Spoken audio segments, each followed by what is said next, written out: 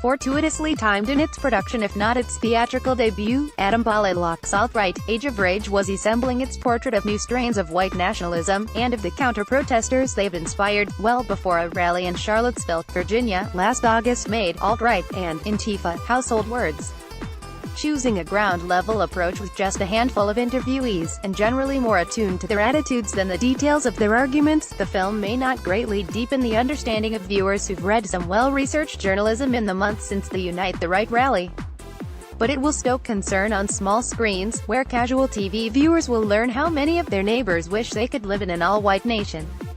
Though the pro- and anti-diversity sides of this debate are hardly, to employ a word much used last summer and fall, equivalent, Locke's film does contrive a kind of structural balance, honing in on two main subjects on either side, representing both the agitational and the academic or quasi-academic, as the case may be, sides of each position. Those of us who believe this country belongs to blacks, Jews and others as much as to whites are represented by two voices: Daryl Lamont Jenkins, a somewhat socially awkward black man who has made it his life's mission to denounce those who promote white nationalism, and Mark Potok, a longtime journalist who now monitors hate groups for the Southern Poverty Law Center.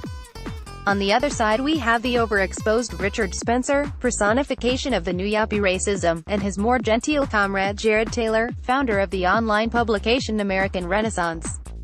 Potok and Taylor attempt to influence by writing and speaking at seminars. Taylor, who complains he can no longer get established publishers to release his books, is the author of stuff like White Identity, Racial Consciousness in the 21st Century, and claims to be the speaker of uncomfortable truths.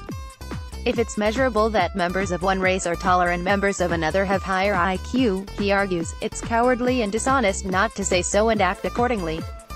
The movie talks a bit about the pseudo-scientific lineage of this kind of thought, phrenology, eugenics and other attempts to use data to enforce social hierarchies.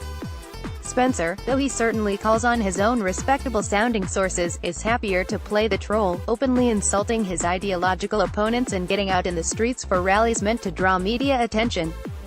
He is met there by Jenkins, who was following hate groups well before the media started paying attention to them.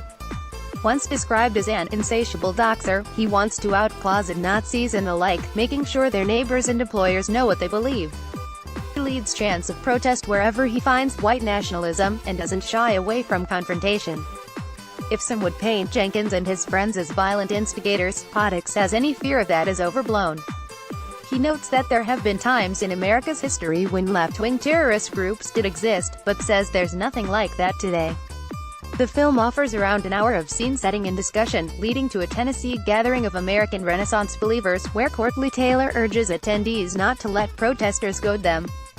A couple of men get in a fight nevertheless, but it's nothing like what's to come. Moving to Charlottesville, Locke puts viewers in the action. We don't talk to journalists or politicians about what happened the weekend. Heather D. Heyer was killed. We stand in crowds and watch the events unfold. People get pepper sprayed, fights break out and police do nothing. We see through Spencer's cell phone as police eventually step in, pushing him and others back with plexi shields. Protesters and counter-protesters regroup.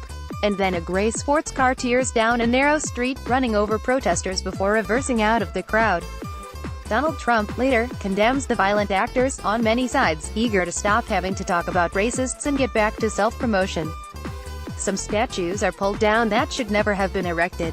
And 8 weeks later, Spencer and a bunch of khaki-wearing Sieg Heilers are back, carrying torches and daring the world to confront them.